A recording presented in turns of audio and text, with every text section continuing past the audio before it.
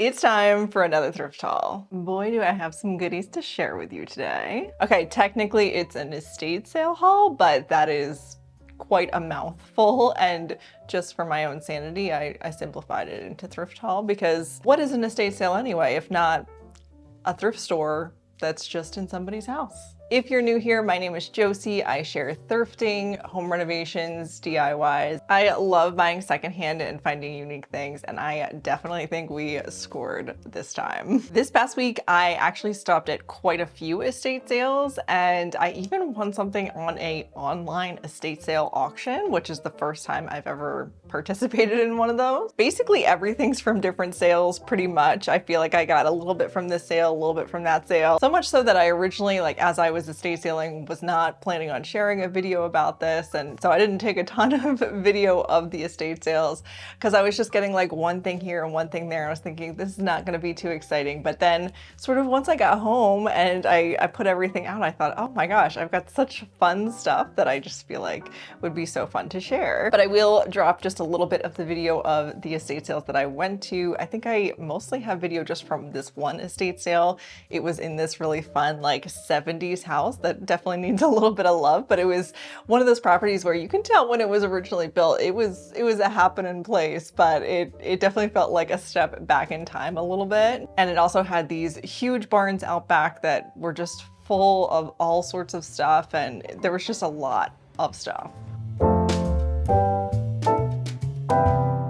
So I definitely didn't initially set out looking for specifically DIY supplies, but you get what you get when you go estate sale shopping. And by the time I got back, I sort of realized I had a little bit of a theme going. But there is one thing that is not so DIY-y, piece of clothing. So I'll show you that first. How cute is this vintage skirt?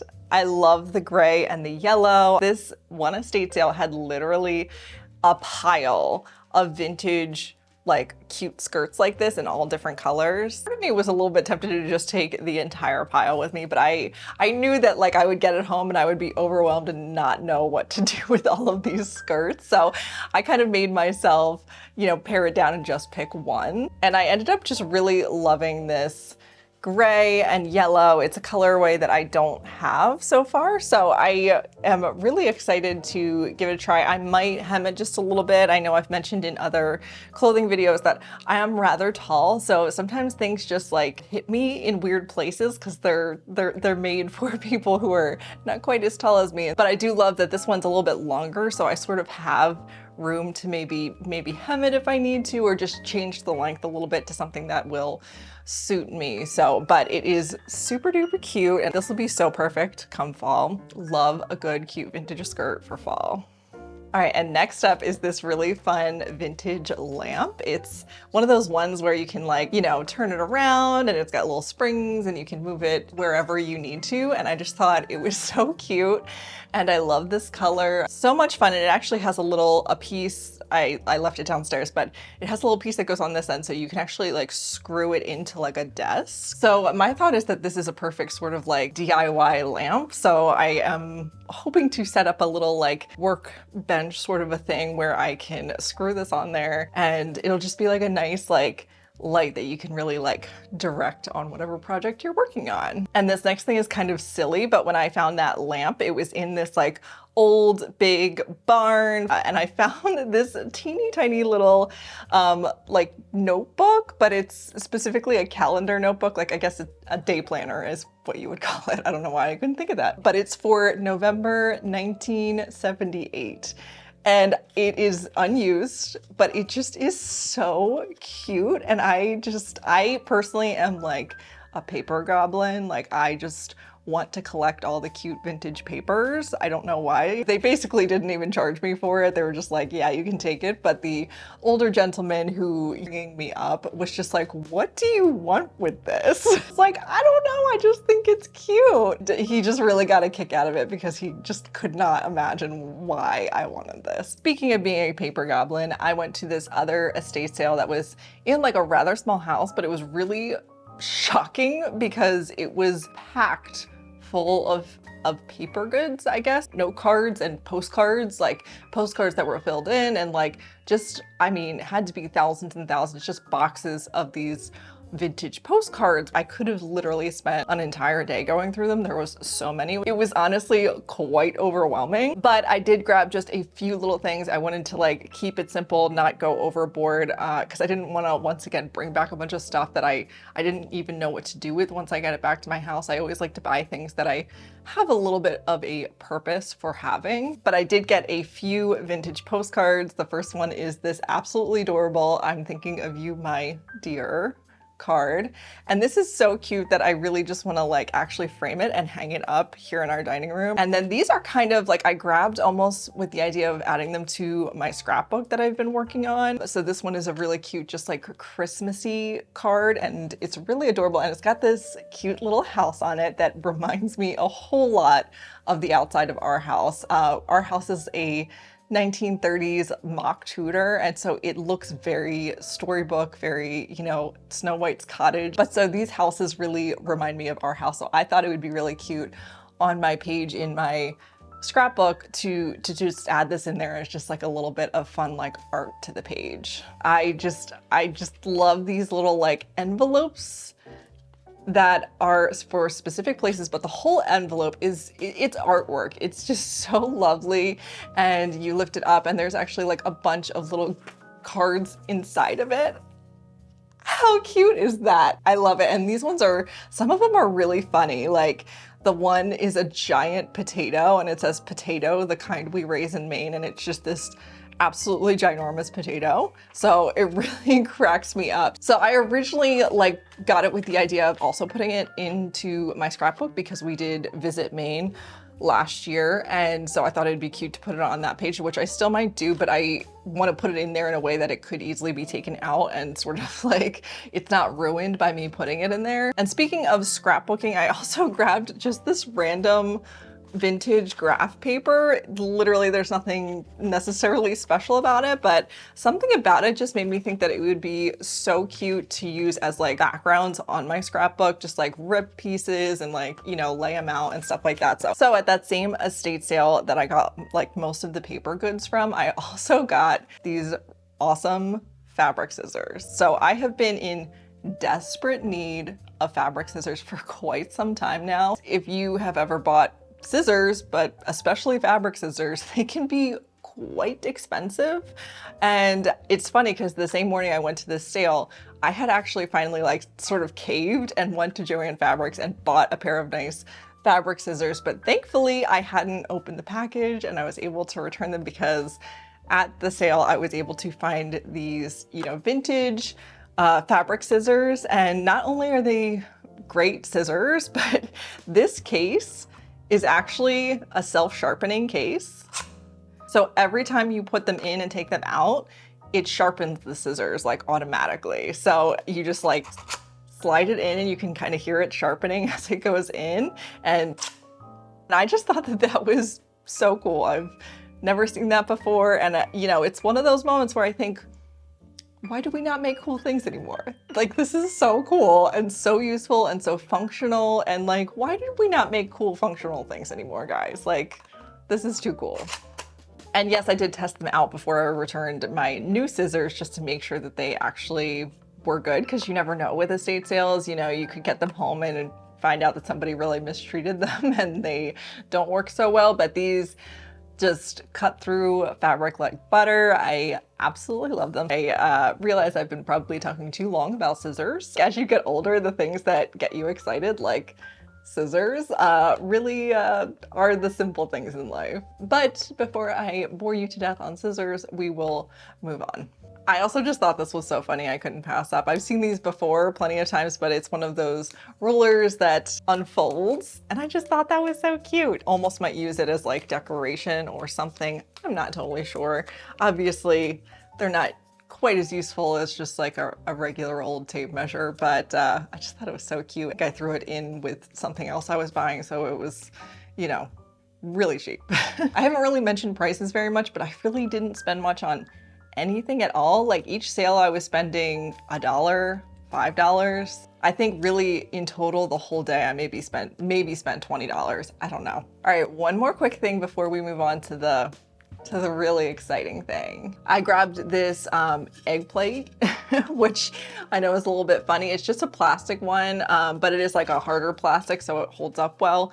But I specifically grabbed this because I saw somebody on Instagram recently talk about they are perfect for painting. So, you know, you can put all the different paints in the different spots and then mix them in the middle. And I just thought that was such a great idea. I don't necessarily paint that often, but when I do, I feel like I'm always spending like 10 minutes running around my house trying to find like what to put paint on.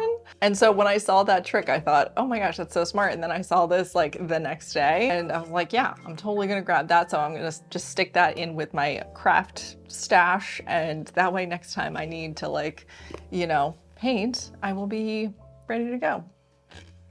Okay, it is time for the big win. So I mentioned before that this is my first time ever participating in like an online estate sale auction. I have seen them pop up many times before when I'm just like searching for estate sales, but I've never actually like even tried to bid on anything. And something about this one caught my eye and I saw this really nice looking vintage sewing machine. You never know with vintage sewing machines. You see them a lot at estate sales, but a lot of times they're in pretty bad shape or, you know, they just, who knows whether they even work anymore. But I could tell from the photos that this one looked fairly clean. And so I kind of had a good feeling about it. There was a minimum bid of $5 and nobody had bid so far. So I just decided, why not give it a try, see what happens. So I put in the minimum bid and I won. So in total, with taxes and credit card fees or something like that, I spent $7.08 on this sewing machine. And one thing that was really surprising to me was the color of it. When I was bidding online, I thought that the machine was like a gray color, like the colors online were just like really, really dull. But when I went to go pick it up, I was shocked to find it's blue. I honestly was just so tickled when I saw the color. I couldn't believe it because I really had thought and had expected it to just be gray, which was totally fine. But to find out that it was this fun blue color was so exciting to me. And right off the bat, I could tell it was in pretty good condition besides the leather handle that was broken, which they had said on the auction, they had already sort of like warned of that. And honestly, could we talk about whoever thought that a leather handle would stand up to being a handle for a 30-pound sewing machine? Like, that just seems like a silly idea to begin with. So I was not at all worried about that, but otherwise it just looked like it was in pretty good condition when I picked it up. Plus they had with it the original sort of accessory box, and it was super clean, as you can probably see, and the original manual, which is definitely like super duper clean. So as soon as I saw these, I was like, I've got a really good feeling about this. So once I got it home and sort of opened it up, I could just tell that it was in really good condition, like really good condition. You know, I started by giving it like a super deep cleaning as well as like an oiling. As I sort of opened up all the different compartments and I'm just like looking at the gears to clean them, they were just so clean already, like so pristine clean. The more I have spent time with this machine, the more I am fairly positive that this is brand new. Like, I don't think that it was ever used. I have almost never seen a machine this clean in my life. And so I really think that it's like brand new out of the box. Maybe somebody's, you know, family member bought them a machine and they were like, I'm not gonna sew. And it just sat in their basement for 50 years. I don't know why that happened, but I am certainly pretty jazzed about it. When I went to oil it, I was just like looking through the accessories box just to see what was in here. And it has this original little oil pen.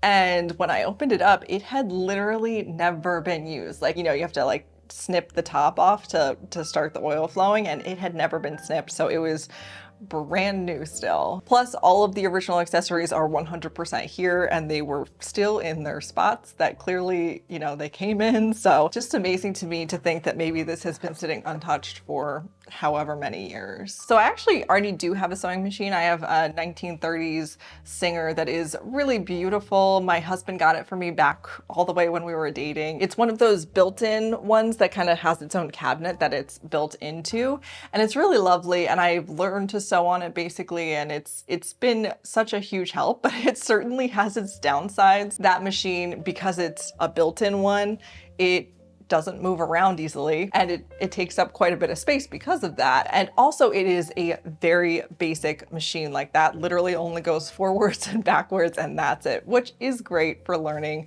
But once you sort of get past that stage of knowing the basics, you know, you want something that can do a little bit more. That machine is also just a little bit finicky. It usually takes me at least 10 minutes, if not sometimes more, to sort of get it set up each time I use it. It's just finicky and it's old, and you know, she doesn't necessarily want to be used all that much, I can tell. So this one is still like what I would consider a pretty basic machine. It doesn't have anything like, no crazy, you know, features to it, but it does have quite a bit more options than my super basic front to back machine. So this one does have like zigzag and different feet and like just a couple different things that I'm really excited to learn how to use and just like push my skills a little bit farther. I think it'll be really fun to have this to work on. And you might be able to tell I already have it set up. I have been definitely using it quite a bit this week already. I have a little project that I am hoping to share soon that I think you guys will just like love, because I'm really excited about it. But I actually thrifted some curtains because the fabric on them were gorgeous, and we're making those thrifted curtains into something new. So stay tuned, because hopefully that will be done soon and I can show you my little project that I worked on the sewing machine. But it has been working so beautifully, literally no problems at all. Once I kind of got it initially set up, it's just been working like a dream. But that is it for today. I hope you are having a lovely day, and I will see you next time.